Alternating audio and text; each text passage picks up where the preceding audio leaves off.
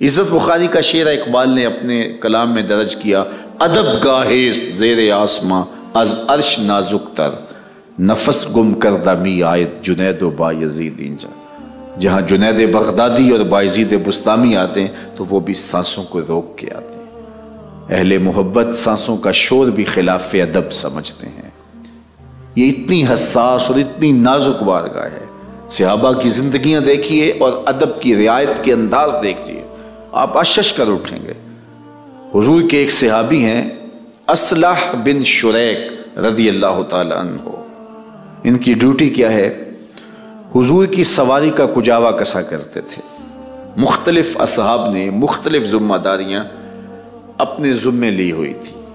ایک صحابی تھے حضور کے نالین اٹھاتے تھے، جب سفر پہ جاتے کہیں حضور تشریف لے جاتے ساتھ رہتے، جب حضور نالین اتارتے تو وہ حضور کے جوڑے اٹھا لیتے۔ انہیں کہا گیا صاحب النالین، حضور کے جوڑے اٹھانے والا۔ کیا خوش نصیب تھا، اللہ اکبر۔ ایک حضور کا تکیہ اٹھاتے تھے، جو حضور بیٹھتے تو تکیہ رکھ دیتے، انہیں صاحب الوسادہ کہا گیا۔ ایک صاحب العصا کہلائے، حضور کا عصا اٹھاتے تھے، حضرت حذیفہ بن یمان رضی اللہ تعالی عنہ۔ یہ حضور کے رازدان تھے، جب راز کی بات کرنی ہوتی تو حضور ان کے کان میں کہتے، تو انہیں جو ہے وہ صاحب سر رسول اللہ صلی اللہ علیہ وآلہ وسلم، حضور کے رازدان کے لقب سے ملقب ہوئے۔ تو اصلح بن شریک کی ذمہ داری کیا تھی؟ یہ حضور کے ساتھ سفر کرتے اور جب سواری بیٹھتی حضور تشریف فرما ہو جاتے سواری سے نیچے تو یہ کجاوا کھول دیتے، اور جب کوچ کرنے کا وقت آتا تو دوبارہ کجاوا کس دیتے۔ ایک سفر میں یہ حضور کے ساتھ تھے اور سرد رات تھی، تو انہیں غسل کی حاجت ہو گئی۔ جب صبح ہوئی تو یہ پانی تلاش کرنے نکلے تو پانی بہت ٹھنڈا تھا۔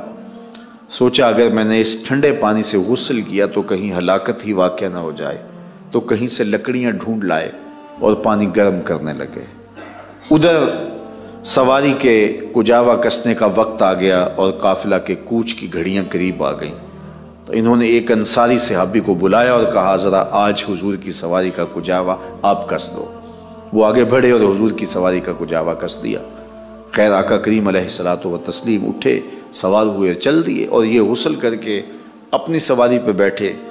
اور جب یہ حضور علیہ الصلوۃ والسلام کے قریب ہوئے نا تو آقا کریم نے مسکراتے ہوئے فرمایا اصلح آج کجاوا بدلا بدلا سا لگتا ہے، تمہارے ہاتھ کا کسا ہوا نہیں لگتا۔ تو یہ بولے حضور میں نے کسا بھی نہیں ہے، یہ تو ایک انصاری صحابی نے کسا ہے۔ تو فرمایا کیوں؟ تو اصلح بن شریک کا جو جواب تھا وہ سنیے۔ عرض کرنے لگے حضور میں پاکیزگی سے نہیں تھا، میں وضو سے نہیں تھا، اور میں یہ گوارا نہیں کرتا تھا کہ جن لکڑیوں نے آپ کے بدن کو چھونا ہے ان کو بے وضو ہاتھ لگاؤں۔ یہ محبت ہے ان کی، یہ پیار ہے ان کی۔ علامہ اقبال علیہ رحمہ کہا کرتے تھے لوگ تو باتیں کرتے ہیں، میں تو یہ بھی گوارا نہیں کرتا کہ کوئی کہے کہ تیرے پیغمبر کے کپڑے بھی میلے تھے۔ تو جب ان کی ذات کے حوالے سے اتنی حساسیت ہے تو پھر ایک ایمان والے کا دل حضور کے لیے کس قدر جذباتی ہوگا، اور وہ کس قدر اپنے آقا و مولا سے والہانہ محبت کرنے والا ہوگا۔ یہ چیز مغرب نہیں سمجھتا، چونکہ جو دلوں کے سودے ہوتے ہیں وہ بیپاری نہیں سمجھتے، تو وہ کہتے ہیں بات ہی کر دیا، اس سے کیا قیامت آ گئی اور تم کیا کرنے لگے ہو۔ تو اس کو آزادی اظہار کے نام سے وہ تو سب کچھ ہضم کر لیتا ہے، اور اپنے بڑوں کا جو انہوں نے حال کیا اور جو ان کے مذہب کا سلسلہ ہوا وہ کسی سے مخفی نہیں ہے، لیکن ہماری ملت کی وحدت حضور کے نام سے قائم ہے۔ اقبال کے سارے کلام کا رس نچوڑو نا تو یہ مصرع پورے اقبال کے کلام کا خلاصہ ہے، بمصطفیٰ برساں خیش را کہ دیں ہماؤست۔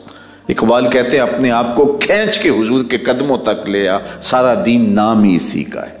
اگر باؤ نہ رسیدی تمام ابو لہب بیست، اور اگر تو ان تک نہیں پہنچا تو کلمہ پڑھ کے بھی ابو لہب کا ابو لہب رہا ہے۔ ان کا ادب ہی زندگی ہے۔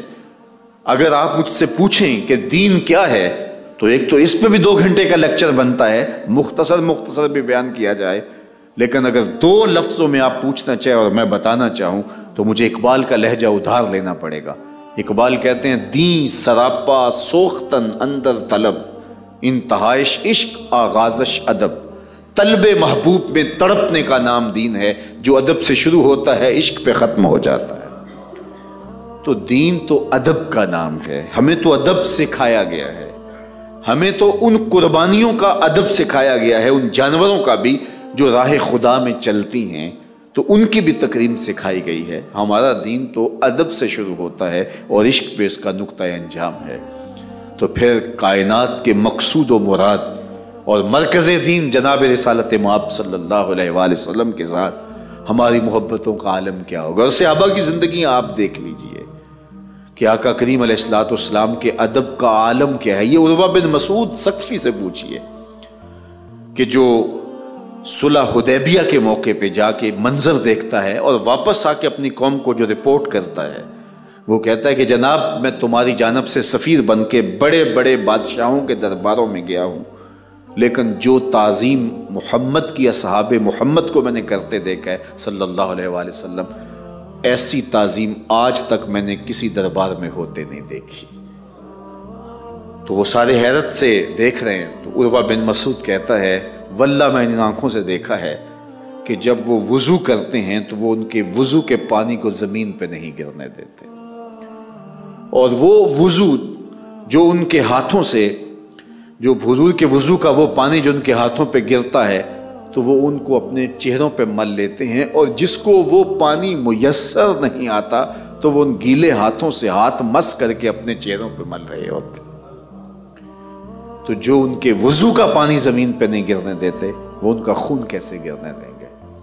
اور کہا کہ جو ہے وہ تم بھول جاؤ ان سے ٹکرانا، وہ ایسے جان نثار ہیں۔ اور تاریخ پڑھ لیجئے، اس کے بعد سیدھا فتح مکہ ہوا ہے، کوئی لڑائی قریش کے ساتھ نہیں ہوئی، اور وہ بغیر لڑائی کے بغیر جنگ کے۔ تو یہ ان کے اوپر رعب بیٹھ گیا۔ جب امت اپنے نبی کی تعظیم کرتی ہے تو پھر کفار کے دل کے اوپر رعب بیٹھتا ہے، اور جب امت کے سینے سے نبی کی تکریم نکل جاتی ہے تو پھر وہ خس و خاشاک کی طرح ہو کے رہ جاتی ہے۔ آج مغرب یہ چاہتا ہے کہ اس امت سے 4 چیزیں ختم کر دی جائیں، اور اگر یہ 4 چیزیں اس امت سے نکال دی جائیں تو یہ امت ختم ہو جائے گی، اپنا وجود کھو دے گی۔ پہلی چیز، اس امت سے قرآن مجید کو نکال دیا جائے، یہ قرآن سے دور ہو جائے، چونکہ قرآن مجید اس امت کی وحدت کی علامت ہے، اور ہماری وہ تھیوری ہے جو کبھی بھی فرسودہ نہیں ہوئی۔ دنیا کے اوپر آپ دیکھ سکتے ہیں کتنی قومیں سربلندیوں اور عروج و بانکپن کی منزلوں پہ پہنچی، لیکن جب وہ گری تو دوبارہ وہ اٹھ نہیں سکی۔ تہذیبیں دم توڑ گئی تو دوبارہ کھڑی نہیں ہو سکی، لیکن ہم کہاں کہاں نہیں لٹے۔ آپ تاریخ پڑھیں غرناطہ کی، آپ تاریخ پڑھیں بغداد کی، سقوط بغداد ہوا تو کون کہتا تھا یہ دوبارہ اٹھیں گے؟ ہمارے سروں کی کھوپڑیوں سے جو ہے وہ مینار تعمیر کیے گئے، لوگ جانے بچانے کے لیے تہ خانوں میں گھس گئے تو دجلہ کا بند توڑا گیا، 1.25 لاکھ لاشیں ہم نے وہاں سے اٹھائیں، اور کوئی کہتا ہی نہیں تھا کہ یہ دوبارہ بھی کھڑے ہوں گے، لیکن پھر اللہ نے دوبارہ عروج اور دوبارہ بانک بن دیا۔ اقبال نے کہا تھا کہ تو نہ مٹ جائے گا ایران کے مٹ جانے سے، نشائے میں کو غرض نہیں پیمانے سے، ہے ایاں یورش تاتار کے افسانے سے، پاسباں کعبے کو مل گئے صنم خانے سے۔ تو یہ ختم کیوں نہیں ہوتے؟ باقی تہذیبیں مٹتی ہیں تو پھر اٹھ نہیں پاتی، یہ تہذیب دم توڑتی ہے تو پھر کھڑی ہو جاتی ہے۔ تو ان کے پاس تھیوری ہے جو کبھی فرسودہ نہیں ہوئی اور جس میں تغیر اور تبدل نہیں ہے، تو لہٰذا قرآن کو اگر ان سے نکال دیا جائے، ان سے دور کر دیا جائے تو پھر اس کے لیے انہوں نے جو ہے وہ الفرقان الحق کے نام سے اور ڈاکٹر شروش کی کوششوں سے کیا کچھ نہیں کیا، اور کتنے اربوں ڈالر صرف نہیں کیے کہ ان کو متبادل دیا جائے، اور کیا کچھ نہیں کیا، لیکن اس کے باوجود اس امت کو قرآن کی غیر متبدل کتاب سے دور نہیں کیا جا سکتا۔ لیکن ہمارے لیے سوچنے کی بات یہ ہے کہ ہم اس قرآن سے اپنے تعلق کو صرف کیا محض رسمی طور پہ نہیں رکھا ہوا، آج ہم بات تو یہ کرتے ہیں کہ آج دنیا کی قومیں ہمارے ساتھ زیادتی کرتی ہیں، یہاں تک کہ اس سے بڑھ کر زیادتی کیا ہو سکتی ہے کہ ہمارے آقا و مولا کی اہانت روز کا ان کا معمول بن گیا، جس سے کلیجے چھلنی ہو جاتے ہیں اور دل زخمی ہو جاتے ہیں۔ لیکن ہم سوچیں کہ ہمارے اس ناموس رسالت کی حفاظت کے کچھ تقاضے ہمارے ذمے بھی ہیں، تو ہم اس کے مقابل کیا کیا؟ ہمارے نزدیک کیا سارے مسائل کا یہی حل ہے کہ ہم جو ہے وہ غیظ و غضب اور جوش میں آ جائیں اور ان کو گالیاں دے دیں، اور باقی ہم